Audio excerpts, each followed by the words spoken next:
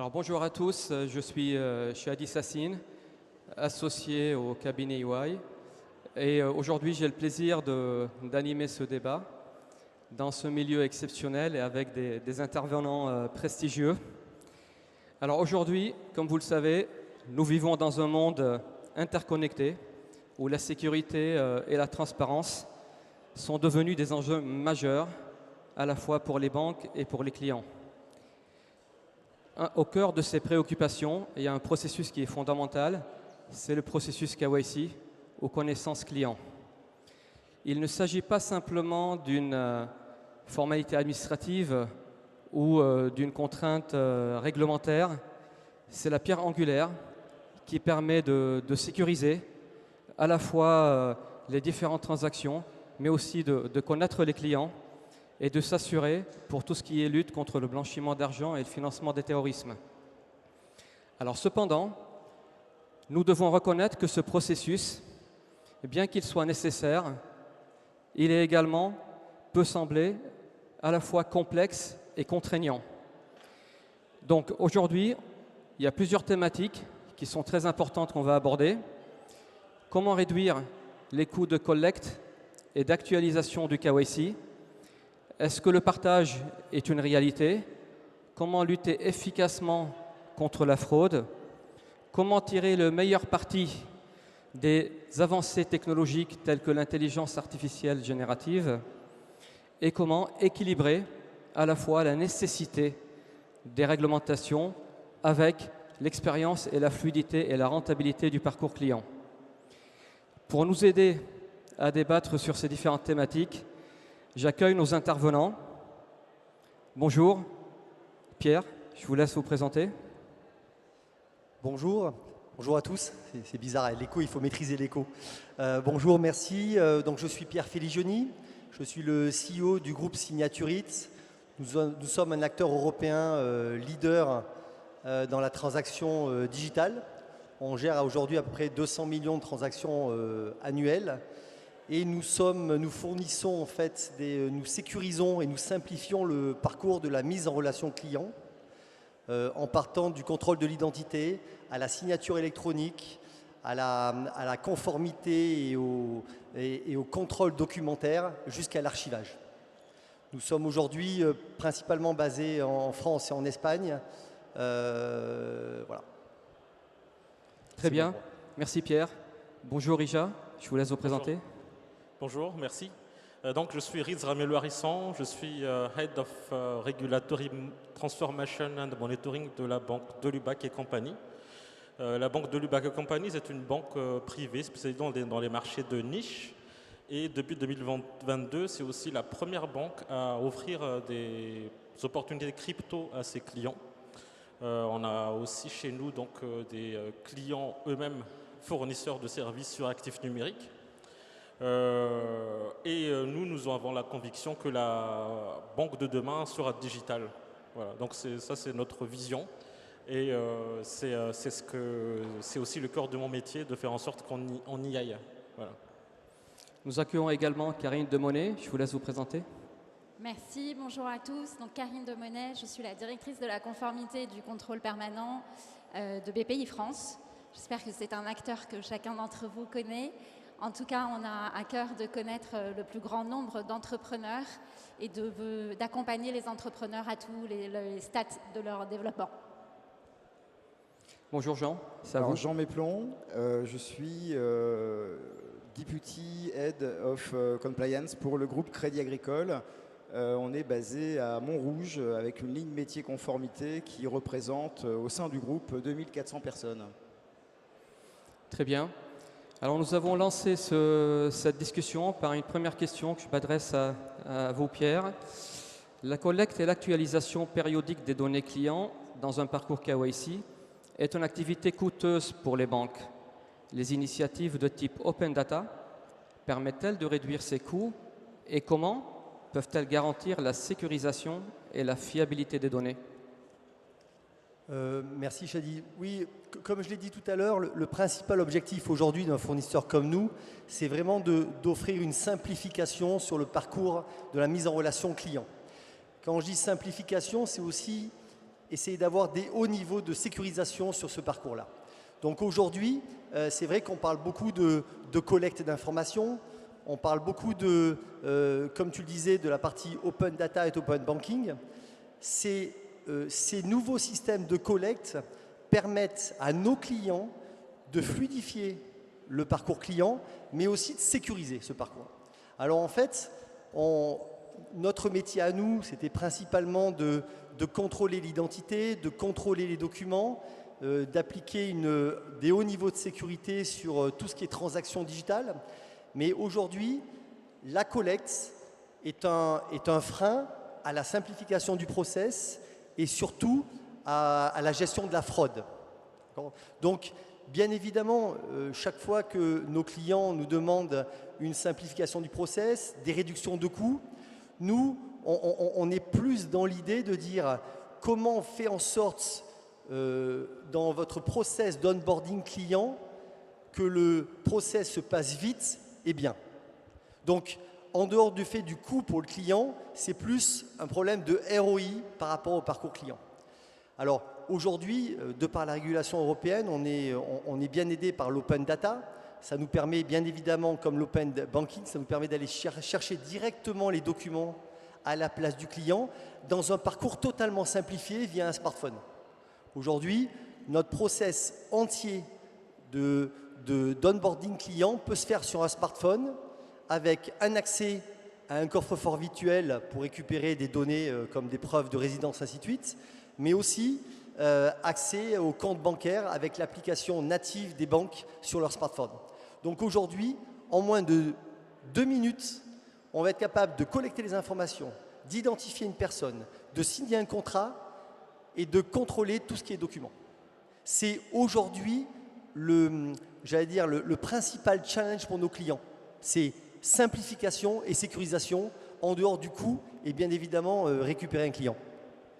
Alors au-delà de cette collecte de données, l'identité numérique permet aux individus et entreprises de prouver leur identité en ligne et partager cette preuve avec plusieurs banques.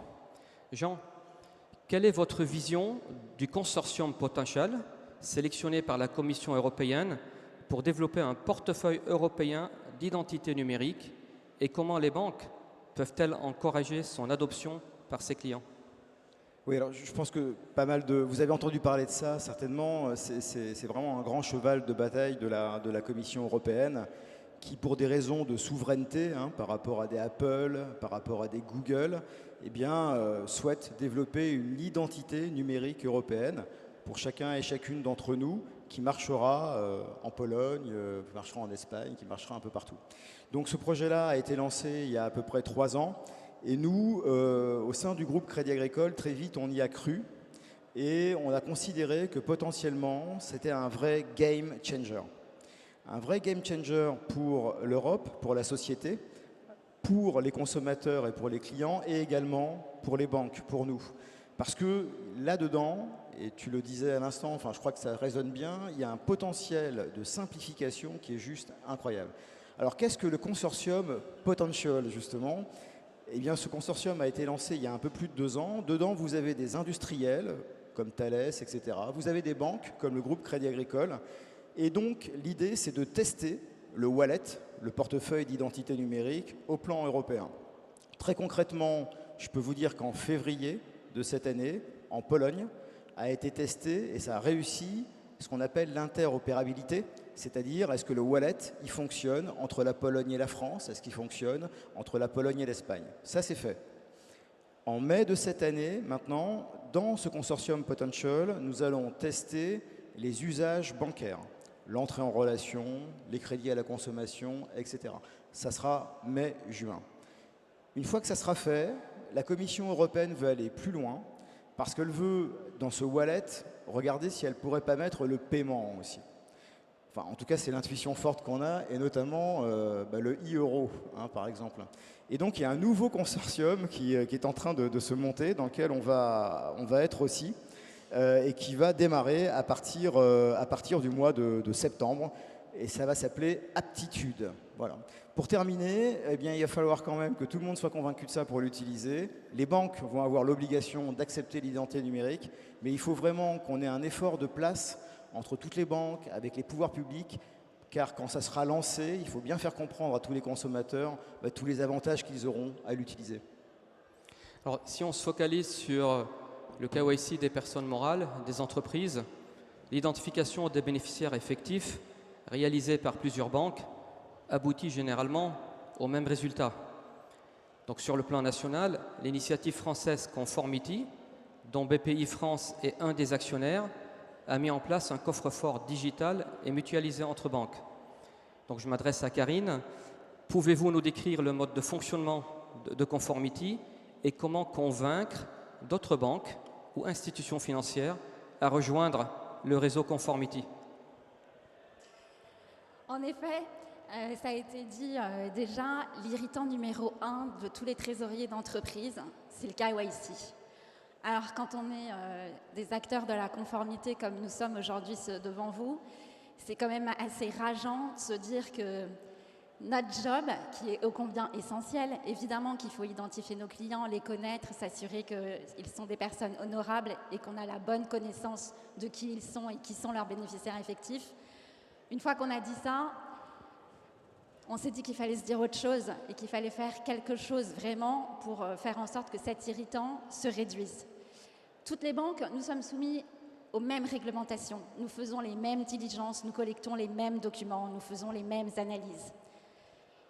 Alors certes, nous sommes confrères, mais également en compétition, mais sur ces sujets régaliens, on s'est dit que la mutualisation du KYC, c'était quand même une évidence.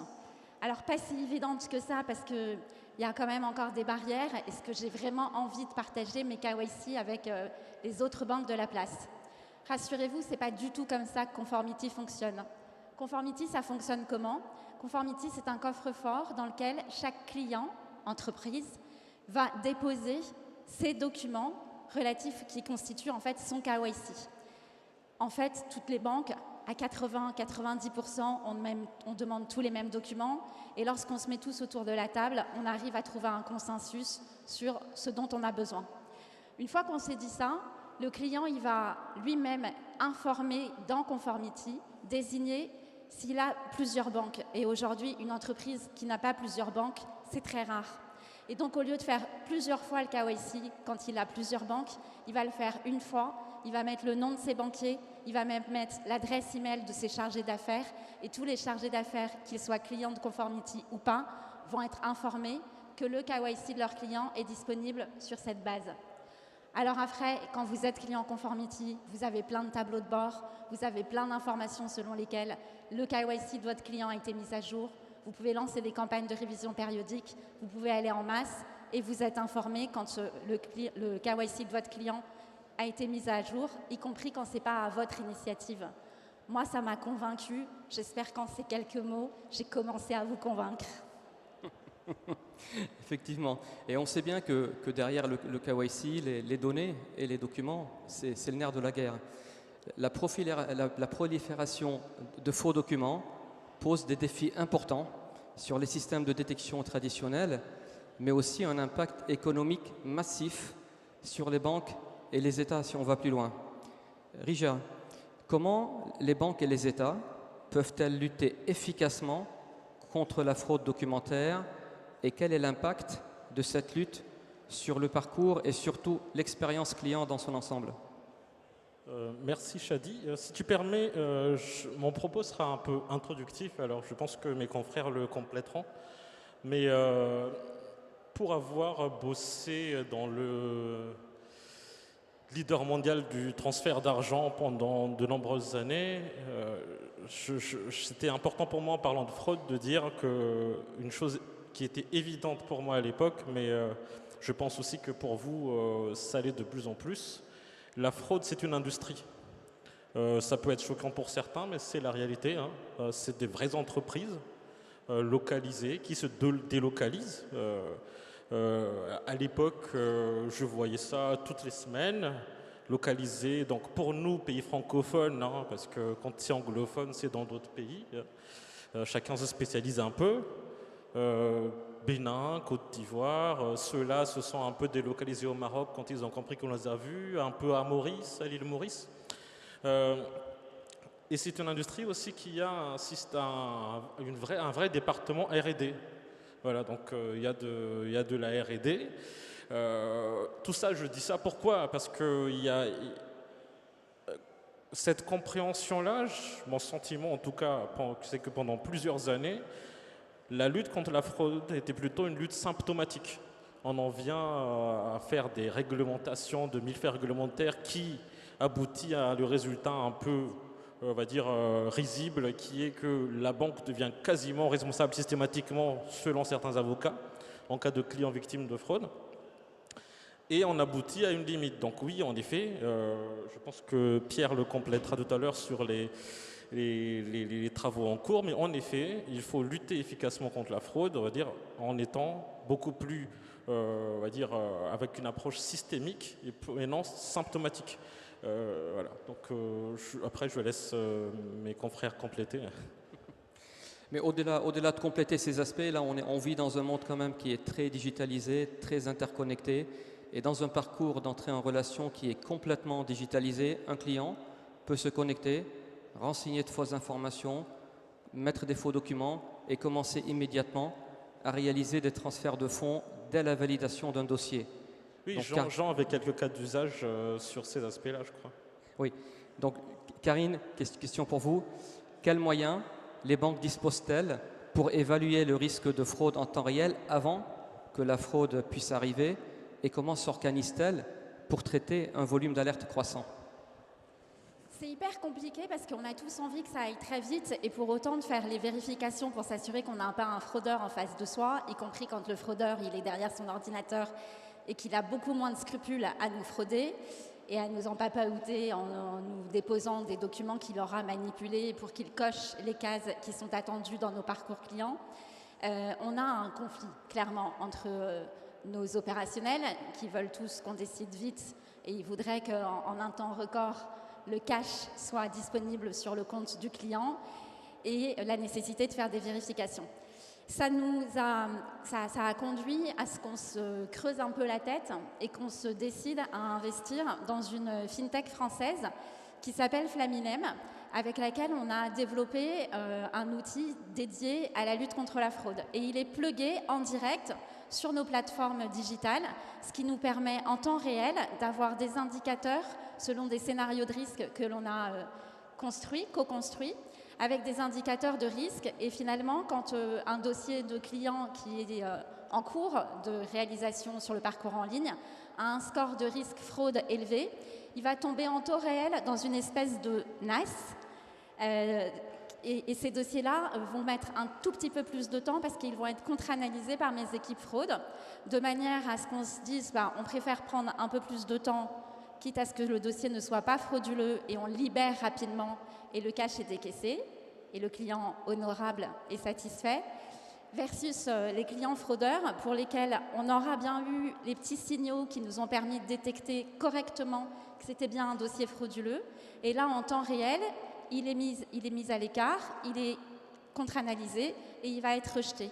Et c'est sur des indicateurs qui sont très, j'allais dire, basiques en fait, parce que toutes les banques, on a appris, on a des éléments, on a tous, et on ne veut pas le dire, on ne veut pas se les partager nécessairement, mais on a nos bases de fraudeurs, on a des adresses IP depuis lesquelles on sait qu'on a eu des fraudes, on a des 06, on a des hommes de paille, on a des adresses email, on a des intermédiaires sur lesquels on sait que quand le dossier il arrive par un tel, moi j'ai une déformation professionnelle, évidemment que je vais lui mettre un mauvais score de risque. Mais finalement, en intégrant ça dans un outil en temps réel, ça permet aussi de relâcher les faux positifs et de ne pas penser qu'un petit indicateur va devoir bloquer le dossier sur une durée indéfinie et nécessairement trop longue pour nos opérationnels.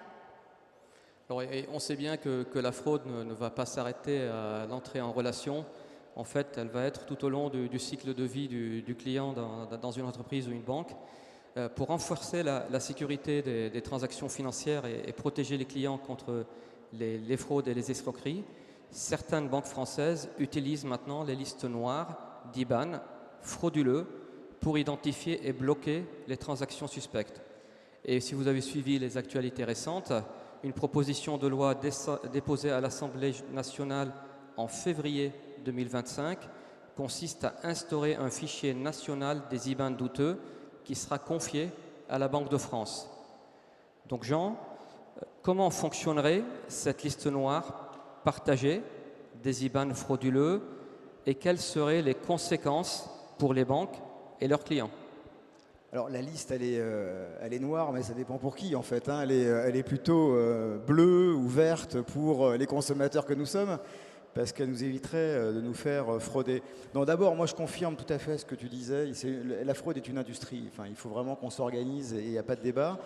Ensuite, les banques s'organisent, comme tu l'as dit Karine, pour détecter, en temps réel, c'est vrai, et aussi a posteriori, avec une bonne analyse de la data qu'on a finalement des clients. Et avec un peu d'IA aussi, on arrive à identifier des patterns et à repérer des fraudes par voisinage. C'est-à-dire qu'on apprend à la machine comment on a été fraudé une fois et elle repère après finalement des cas comme ça et on arrive à stopper plus fortement des cas de fraude. Mais comme tu le dis, effectivement, on a aussi des listes d'IBAN frauduleux. Et là, moi, je souhaite saluer l'initiative politique qui est prise. Toutes les banques sont vraiment très, très favorables à ça. Et la Banque de France a accepté d'être le tiers de confiance. C'était vraiment important, notamment pour la CNIL, parce qu'une liste nationale comme ça, c'est pas évident non plus à manipuler. Et donc, bon, je sais que le gouverneur intervient ce soir, mais bravo à la Banque de France d'avoir pris ça. Et ça va permettre quoi? Ça va permettre d'identifier en temps réel des IBAN. C'est-à-dire qu'une opération que tu vas faire, si elle part vers un IBAN frauduleux, on va interroger le fichier Banque de France en temps réel et on bloquera l'opération. Et comme ça, on t'évitera de te faire frauder parce qu'en fait, c'est un compte qui a été repéré par d'autres banques et donc on sait que celui-là, il est blacklisté. Voilà. Ouais, effectivement, on peut avoir différentes couleurs là-dessus. Alors, parlons maintenant d'intelligence artificielle et plus exactement l'intelligence artificielle générative. On vit tous dans ce monde où l'IA va de plus en plus vite et représente une avancée technologique majeure de ces dernières années. Elle ouvre également des possibilités créatives qui sont en train de révolutionner la manière dont nous interagissons avec les machines et surtout les données. Rija, comment cette technologie émergente peut-elle améliorer l'efficacité des processus KYC et peut-elle aider les banques à atteindre le niveau de conformité industrielle?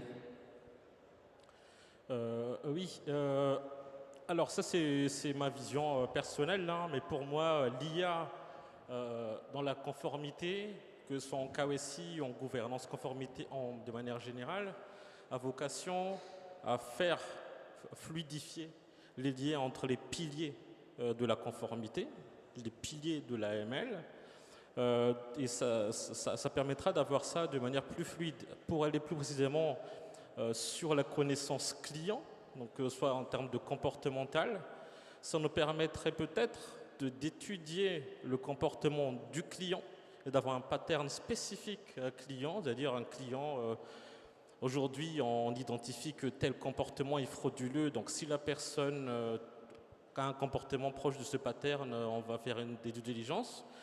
On pourra plutôt dire à l'outil d'apprendre à connaître chaque persona, donc chaque client que nous avons, identifier dans ce cas-là son comportement généraliste et identifier après coup son comportement atypique personnel.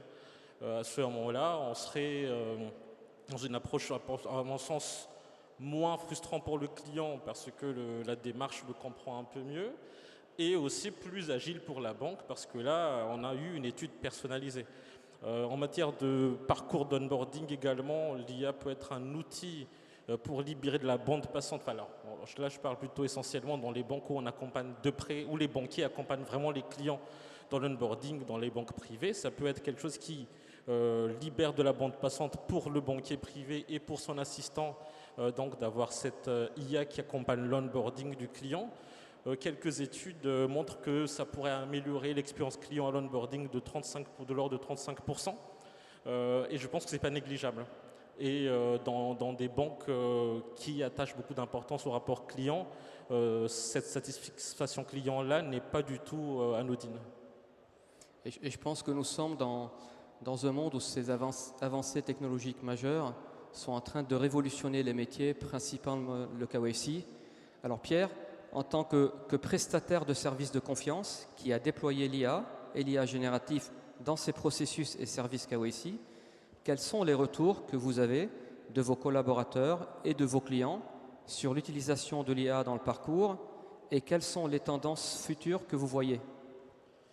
Oui, il faut savoir qu'on parle d'IA depuis quelques années maintenant, mais des sociétés comme la nôtre ont utilisé des technologies dites machine learning qui nous permettaient principalement de lutter contre la fraude. Aujourd'hui, l'IA, dans nos outils, dans nos solutions, permet vraiment de lutter contre deux types de fraude que nous avons, nous, dans nos use cases avec nos clients. C'est la fraude à l'identité et la fraude aux documents.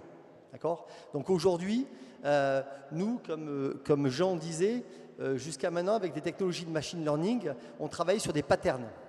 Donc principalement, on essayait de vérifier une carte d'identité avec une image d'une personne et ensuite d'imaginer tout ce qui est type de document, avis d'imposition, bulletin de salaire, avec des patterns que l'on connaît. Donc ça nous permettait d'entraîner, de passer beaucoup de temps sur la définition de l'algorithme. Aujourd'hui, l'IA nous permet d'aller plus loin. Nous permet d'aller plus loin dans la gestion de la fraude à l'identité. On est capable aujourd'hui de vérifier si une personne est vivante, si la vidéo ou la photo n'est pas une photo ou d'une vidéo enregistrée. Donc ça, c'est vraiment la partie fraude à l'identité. Et dans tout ce qui est fraude document, ça nous permet vraiment de contextualiser un document de façon beaucoup plus rapide. Les capacités de calcul nous permettent aujourd'hui de contextualiser et d'extraire de l'information la plus pertinente possible. Donc, bien évidemment, ça fait à peu près 2 ans que nous utilisons des LLM d'IA bien connus. Tout évolue très vite. Aujourd'hui, le gain de productivité, l'aide à la simplification du process, elle est très importante. Et demain, on espère que l'IA va permettre en fait d'encore plus de simplifier et d'améliorer la sécurité du process client avec des agents, avec la capacité de régler des problèmes lors d'un onboarding digital d'un client, ainsi de suite. Maintenant, l'IA est toujours comme une black box. C'est un IA, on met des informations et on gère un output. Donc ça, c'est l'évolution qui reste à faire dans les prochains mois et prochaines années là-dessus. Oui, effectivement, si vous le savez, les modèles d'IA, généralement derrière, vous avez plus de 60-70 millions de paramètres. Donc il n'y a aucun être humain qui arrive à contrôler ce qu'il y a derrière. Et le sujet éthique vient souvent. Et quand on regarde ces modèles, on sait qu'ils peuvent reproduire ou amplifier les biais qui sont présents dans les données d'entraînement de l'IA ou même générer du contenu basé sur des données personnelles. Donc quels sont, Pierre, les défis techniques et éthiques associés à l'intégration de l'IA dans le KYC? Bien évidemment, dans notre métier de conformité, l'information que l'on analyse, que l'on extrait, elle est très sensible. C'est des cartes d'identité, c'est des bulletins de salaire, des avis d'imposition, des contrats de travail. Donc, on ne peut pas se permettre d'entraîner l'IA avec un nombre important de data, de documents, parce que ces documents ne nous appartiennent pas. Ce qui est important pour nous, du moment qu'on parle d'entraînement d'IA, c'est vraiment d'avoir une approche hybride avec nos algos. C'est-à-dire qu'il ne faut pas oublier que dans un process de KYC ou de KYB, la conformité est la clé. Et la conformité, elle n'accepte pas la mauvaise réponse. D'accord ? Donc aujourd'hui, l'approche systématique que l'on a avec nos algos basés sur des machine learning avec l'IA, c'est d'être sûr que chaque fois qu'on introduit une information, une variable, la réponse sera la même. Ce qui n'est pas le cas aujourd'hui sur des modèles LLM classiques.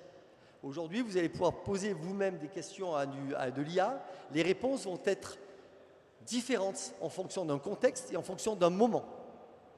Nous, dans notre métier de conformité, quand on donne une information à notre client sur, sur un score d'un client, ainsi de suite, on ne peut pas accepter la mauvaise réponse ou le changement de réponse. Donc, l'approche hybride entre du machine learning, entre de l'algo et entre LLM va, pour les prochains mois et les prochaines années, va être très importante. Il ne faut pas croire que la gestion de la fraude sur un document ou sur de l'identité, on envoie les informations à de l'IA et on récupère la réponse. Ça ne fonctionne pas comme ça aujourd'hui. Peut-être dans quelques années, oui, mais aujourd'hui, non. Il y a un entraînement et surtout, il y a, comme je le disais tout à l'heure, à avoir une approche systématique très importante.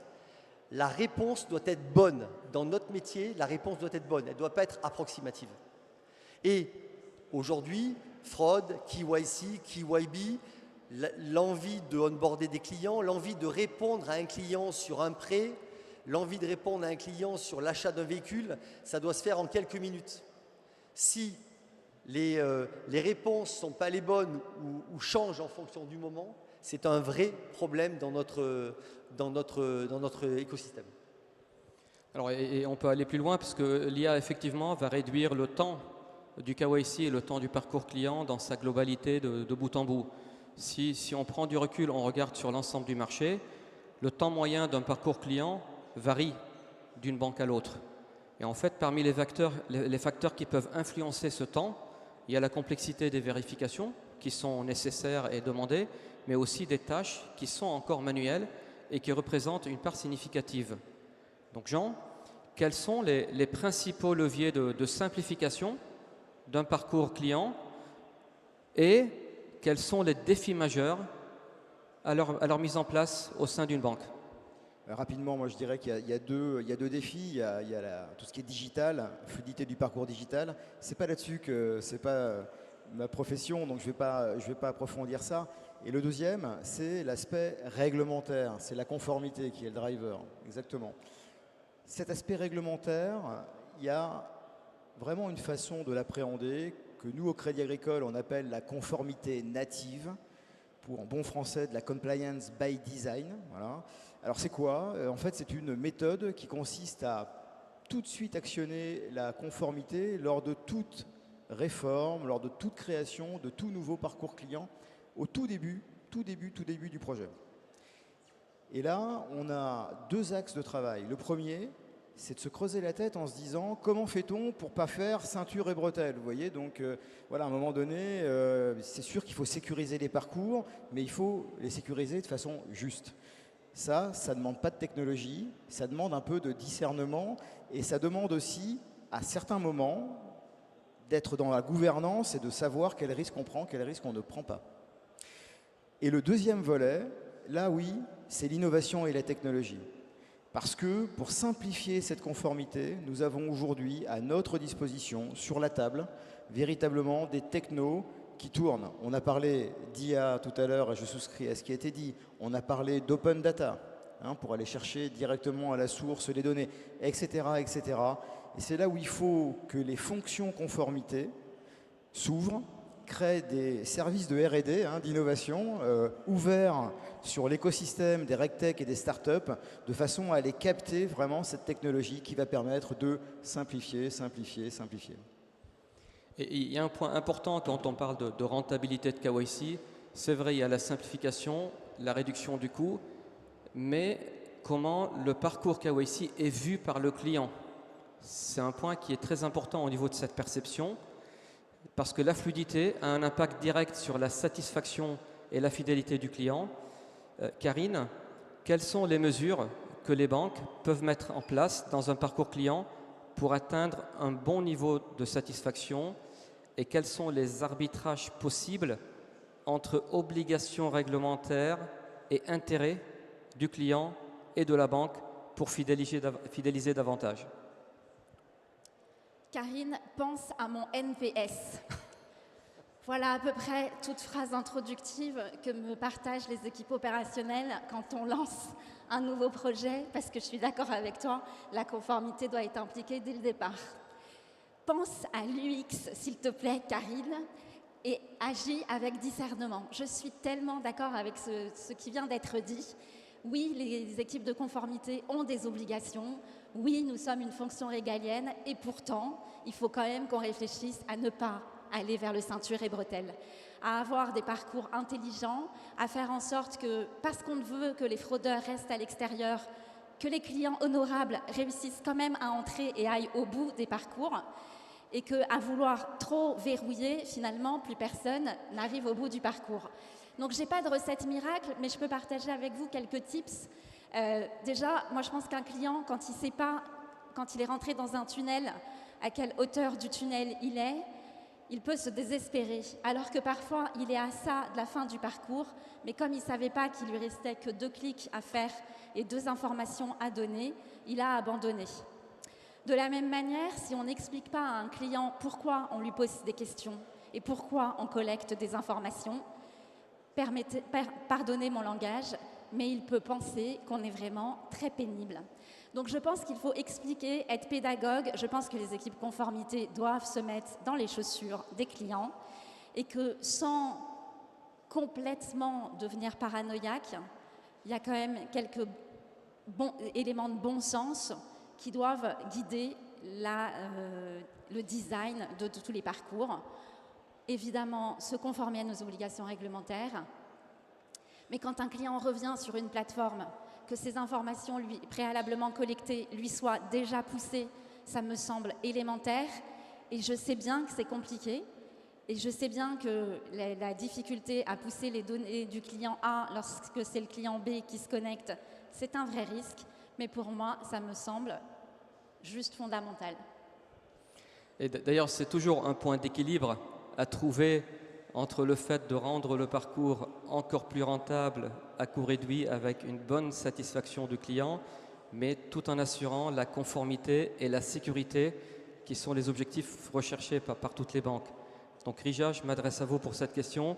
Quelles sont les stratégies possibles pour y arriver et comment les banques peuvent-elles équilibrer la nécessité de conformité réglementaire avec l'expérience client? Là, c'est plutôt du coup un point de vue un peu différent du fait de la particularité de notre typologie client. Mais de notre côté, dans la banque privée, la clé, c'est l'accompagnement du client. Un client dans la banque privée veut de la présence. Et à mon sens, cette présence-là, en fait, ça nous demande à nous un vrai changement si on veut soit l'automatiser par un système algorithmique ou par l'IA générative, changer de paradigme et changer l'accompagnement. Donc en fait, il faut que ce passage vers l'accompagnement et vers un parcours du coup plus fluide se fasse de manière, on va dire, invisible du client. Parce que concrètement, aujourd'hui, dans une banque comme la nôtre, un client, il signe son contrat en présence de son banquier. Et il va au bureau, on prend un café, un salon, on signe, souscription, etc. Donc, comment faire en sorte d'enlever ça? Parce que c'est ça le moyen de conformité aussi. On voit le client en face à face, on lui pose des questions, on fait la connaissance client. Donc, il y a un vrai travail de fond qu'on doit faire et qu'on est en train de faire pour optimiser tout cela. Et bien évidemment, sans vouloir répéter la compliance by design en bon français, toute la clé est là. Aujourd'hui, nous, chez Delubac et compagnie, on a installé une fonction réglementaire dans l'équipe R&D. Voilà. Donc, avec une approche vraiment globale et systémique, on va dire, de la notion de conformité, satisfaction client, répondre aussi aux obligations de l'intérêt client, répondre à toute cette exigence régalienne de connaissances et de déclaration de soupçons, de manière intrinsèque à chaque réflexion. En fait, on l'adopte à chaque strate de création de produits et de réforme aussi de la banque qu'on est en train de faire. Alors, je regarde le timing. Nous arrivons au temps qui est alloué à cette table ronde. Nous espérons qu'elle vous a été bénéfique et je souhaite remercier tous nos intervenants, mais aussi vous tous présents dans la salle d'y avoir investi votre temps. Alors, mot de la fin, continuons tous à œuvrer pour un KYC moderne, efficace, fiable et rentable. Merci à tous.